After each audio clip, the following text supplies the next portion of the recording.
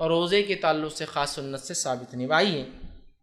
تیسرا کام جو رجب میں ہوتا ہے، بڑے دھڑلے سے ہوتا ہے اور ڈٹ کر ہوتا ہے، وہ کیا ہے؟ وہ یہ ہے کہ رجب کی 27 کی رات کو خاص طور سے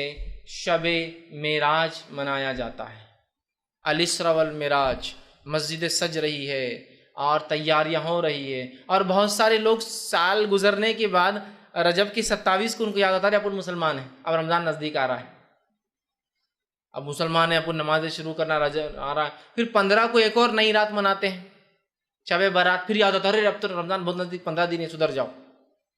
اور پھر آ جاتے ہیں رمضان، اور جب رمضان آتے اور اصلی رات آتی ہے تو ڈپلیکیٹ راتوں کے چکر میں اصلی رات ہاتھ سے چلی جاتی ہے۔ شب قدر کو کیسے منایا جا رہا ہے بولنے کی ضرورت نہیں ہے نا۔ تو بہرحال تو رجب میں ایک فضیلت جو اس کی بتائی جاتی جو ہے نہیں، وہ کیا ہے کہ اس میں ایک رات ہوئی جس میں آپ صلی اللہ علیہ وسلم نے سفر کیا، اور وہ جو ہے مسجد حرم سے مسجد اقصیٰ گئے، پھر مسجد اقصیٰ کے آسمانی سفر کیا۔ یاد رکھیے یہ رات تو ہوئی، کب ہوئی وہ نہیں پتہ ہے ہم کو، 27 خاص نہیں، کب ہوئی نہیں پتہ ہے، یہ واقعہ صحیح ہے کہ آپ صلی اللہ علیہ وسلم کو معراج ہوئی، ٹھیک۔ اب بہت سے لوگ ہوتے ہیں وہ بولتے ہیں کہ جو ہے قرآن کے اندر معراج کا تذکرہ ہے، قرآن کے اندر معراج کا، اس لیے ہم منانا چاہیے۔ قرآن کے اندر الحمدللہ معراج کا تذکرہ کہیں بھی نہیں ہے۔ قرآن کے اندر تذکرہ اسراء کا ہے، قرآن کے اندر تذکرہ اسراء اور معراج کیا ہے بتا دیتا ہوں۔ اسراء کہتے ہیں اس سفر کو جو آپ صلی اللہ علیہ وسلم نے مسجد حرم سے مسجد اقصیٰ طے کیا، یہ اسراء، اور معراج کہتے ہیں اس سفر کو جو مسجد اقصیٰ سے آسمان ہو۔ معراج کا مطلب ہوتا ہے چڑھنا، سیڑھیاں اوپر کی طرف جانا، وہ تذکرہ ہے۔ تو قرآن نے کہیں بھی معراج کا تذکرہ نہیں کیا، اسراء کا کیا۔ سبحان الذی اسریٰ، سورہ جو ہے بنی اسرائیل سورہ نمبر 17 آیت نمبر 1، سبحان الذی اسریٰ بعبدہ لیلا من المسجد الحرام الی المسجد الاقصی الذی بارکنا حولہ لنریہ من آیاتنا انہ هو السمیع البصیر۔ یہ آیت نے فرمایا کہ پاک بابرکت ہے وہ ذات جو لے گیا اپنے بندے کو رات کے ایک حصے میں مسجد حرام سے مسجد اقصیٰ کی طرف، جس کے اطراف ہم نے اپنی برکتیں پھیلا رکھی ہے، تاکہ جو ہے لنریہ من آیاتنا، اپنے بندے کو اللہ کے رسول صلی اللہ علیہ وسلم کچھ نشانیاں دکھائے اپنی، سمجھ رہے آپ۔ تو اسراء کا تذکرہ ہے، معراج کا تذکرہ قرآن میں کہیں بھی نہیں، اور ہم منا رہے ہیں کیا معراج، تذکرہ اسراء کا ہے۔ بہرحال تو یہ واقعہ ہوا، ہم واقعے کا انکار نہیں کریں کہ آپ صلی اللہ آسمان پہ گئے، وہ سفر ہوا، آپ مسجد حرم سے اقصیٰ گئے، آپ نے نماز پڑھائی وہاں امام انبیاؤں کو، وہاں سے پھر جبرائیل علیہ السلام سفر کر کے آپ کو براق میں بٹھا کر آسمانوں کی طرف لے گئے، پہلے آسمان، دوسرا آسمان، تیسرا آسمان، چوتھا آسمان، پانچواں، چھٹا، ساتواں آسمان پہ گیا، اللہ آپ سے ہم کلام ہوا، آپ کو کچھ آیتیں جو ہے سورہ بقرہ کی 2 آخری آیتیں دی گئی، اللہ رب العزت سے کلام ہوا، ابراہیم علیہ السلام سے ملاقات ہوئی، بہت ساری باتیں اس کے اندر آتی ہیں، ہم انکار نہیں کرتے ان کا، لیکن کسی چیز کے ہونا اس کے منانے کی دلیل نہیں ہے۔ نہیں واقعہ ہوا مطلب منایا جائیں گا، تو پھر فتح مکہ ہوا تو وہ بھی مناتے،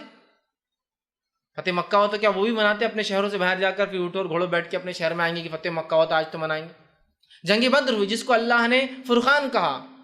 یوم الفرقان تھا، اس دن اللہ نے فرق کر دیا کفر میں اور توحید میں، تو کیا اس دن بھی ہم منائیں گے، چپ چپ باہر جا کے جنگ لڑیں گے ایک دوسرے سے، اور کچھ لوگ اور بولیں گے ہاں یہ یوم الفرقان تھا، فتح مکہ منائیں گے کیا، ہوا نا۔ اسی طرح اللہ رب العزت نے صلح حدیبیہ کو کہا، اللہ کے رسول کو جب صحابہ ناراض تھے کہ کیوں آپ نے صلح کی، ہم لڑتے تھے ان سے، اللہ نے کہا کہ ہم نے آپ کو جو ہے فتح مبین عطا فرمایا، انا فتحنا لک فتحا مبینا۔ صحابہ سمجھتے ہار ہے، اللہ کہہ رہا ہے ہم نے آپ کو کھلی کامیابی دی، اور بعد میں پتہ چلا جو صلح حدیبیہ کا کیا فائدہ ہوا، تو اب صلح حدیبیہ بھی منائیں گے نہیں، اس دن اللہ نے کہا کہ یہ تو فتح مبین ہے، اور یہ یوم الفرقان ہے، شب جو ہے جنگ بدر، اور اسی طرح فتح مکہ ہوئی، اسلام کو غلبہ ملا تو وہ منائیں گے، ایسا کریں گے۔ پھر اللہ کے ہجرت کر کے گئے تو ہم بھی سب کہیں تو بھی جا کے آئیں گے، کریں گے کہیں، چیز کا ہونا منانے کی دلیل نہیں ہے۔ تو یہ ہوا واقعہ، اس واقعے کی اگر تفصیلات آپ دیکھنا چاہتے ہیں تو میرا اس پہ ایک مفصل 2-2.5 گھنٹے کا ایک بہت تفصیلی عنوان ہے، شب معراج کی حقیقت اور ہماری بدعتیں، یہ آپ دیکھ لیں۔ اس کے بعد شب برات آئیں گے، اس پہ میرا ایک لیکچر ہے، شب برات کی حقیقت اور ہماری بدعتیں، اور تیسری رات جو منائی جاتی ہے جو حقیقی ہے اس کے اوپر ہی میرا ایک لیکچر ہے، شب قدر کی اہمیت اور ہماری غفلتیں، اس کو ضرور آپ دیکھیں۔ تو شب معراج کی حقیقتیں اور ہماری بدعتیں، اس میں نے بہت تفصیلی رکھا ہے کہ کسی چیز کا ہونا منانے کی دلیل نہیں۔ بہرحال تو اب اس رات کو یاد رکھیے، اس رات کو نبی اکرم صلی اللہ علیہ وسلم کے ساتھ وہ معجزہ ہوا جو آپ لے گئے، یہ رات 27 رجب تھی، اس کے بارے میں کوئی دلیل ثابت نہیں ہیں۔ اس معاملے میں امام نووی رحمہ اللہ نے 10 اقوال نقل کیے، 10 الگ الگ قول علماء کے نقل کیے، جن کے اندر سے ایک یہ ہے کہ جس سال آپ کو نبوت ملی اس سال یہ رات ہوئی، دوسرا قول یہ نبوت کے 5ویں سال، تیسرا قول یہ نبوت کے 8ویں سال، نبوت کے 10ویں سال، ہجرت سے 8 مہینے پہلے، ہجرت سے 16 مہینے پہلے، ہجرت سے 12 مہینے پہلے، ہجرت سے 14 مہینے پہلے، 8 12 14 اور 16 مہینے پہلے ہجرت سے، ٹھیک ہے۔ کسی نے کہا رمضان کے مہینے میں ہوئی، کسی نے کہا یہ رجب کے اندر ہوئی، کسی نے کہا یہ شعبان میں ہوئی، کسی نے کہا یہ محرم میں ہوئی، کوئی قول نہیں۔ تاریخ کے معاملے میں اختلاف کب ہوا اس میں بھی اختلاف، اور صحابہ میں سے بہت کم اقوال اس تعلق سے ملتے کب ہوا، یاد رکھیے۔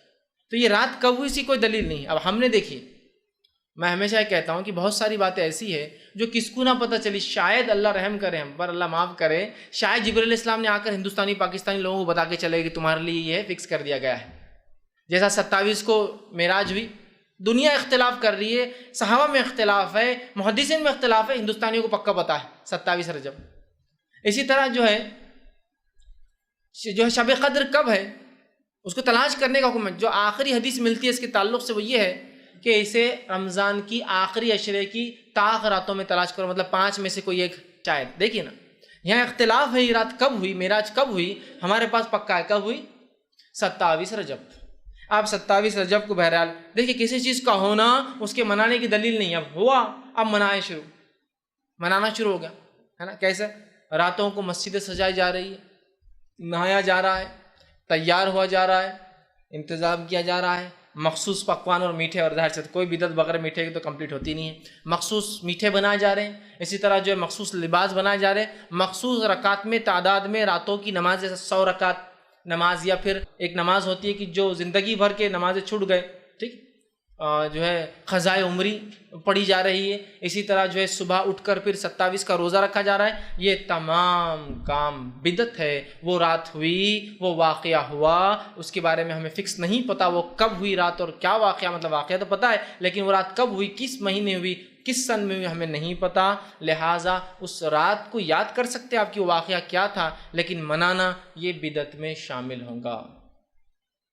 تو آپ دیکھیں کس دھڑلے سے اس رات کو منایا جا رہا ہے، جبکہ اس معاملے میں کئی اقوال صحابہ کے موجود ہیں اور کئی اختلاف اس معاملے میں جو ہے موجود ہے، لیکن اس کے بعد بھی 27 کو مخصوص منایا جا رہا ہے۔ مولانا عبدالحی لکھنوی رحمہ اللہ اس تعلق سے فرماتے ہیں، اور وہ کہتے تھے یہ جو بلاد ہند میں، مطلب ہندوستان کے اندر، وہ کہتے ہیں بلاد ہند میں مشہور ہے کہ شب معراج کی صبح کو روزہ رکھنا 1000 روزوں کے برابر ہے، تو یہ بالکل بے بنیاد اور بے اصل ہے۔ سمجھ رہے ہیں؟ تو یہاں ہم دیکھ رہے ہیں لوگ پتہ نہیں کیا کیا اس میں منا رہے ہیں، رات جاگتے ہیں، دن روزہ رکھتے ہیں، 1000 مہینوں کا ثواب، 1000 سال کا ثواب، 120 سال کا ثواب، پتہ نہیں کیا کیا باتیں بیان کی جا رہی ہیں۔ تو یاد رکھیے اس مہینے میں یہ رات معراج جو ہے یہ ہوئی، لیکن یہ کب ہوئی یہ ہم نہیں جانتے، واللہ عالم، اللہ بہتر جانتا ہے کہ یہ رات کب ہوئی، یاد رکھیے آپ۔ لیکن ہم مخصوص کر کے دیکھیے کیسے اعمال کر رہے ہیں، کیا کیا افعال کرتے ہیں۔ اور یاد رکھیے جب ہم بدعتوں میں چلے جاتے ہیں، جب ہم بدعتوں میں پڑ جاتے ہیں تو پھر یاد رکھیے معاملہ پھر وہ اتنی گہرائی میں جاتا ہے کہ پھر وہ بدعتیں کہیں رکتی نہیں۔ تو لہٰذا رجب کی 27 کو شب معراج خاص منانا یہ بدعت ہے اور شریعتاً یہ غلط ہوگا۔ رات کا جاگنا بھی ثابت نہیں، اس میں کوئی خاص روزہ ثابت نہیں۔ کوئی آدمی روز رات میں جاگ کے عبادت کرتا ہے تو وہ بھی کر سکتا ہے، اور کوئی روزہ رکھنے کا عادی ہے اور وہ رکھتا ہے، جیسا کہ مثال تو جمعرات اور پیر کا روزہ رکھتا ہے اور اس دن ہی جمعرات آ جائے تو الگ بات ہے، لیکن خاص طور سے کرنا یہ بدعت میں شمار ہوگا۔ اب اور ایک کام جو اس رجب میں کیا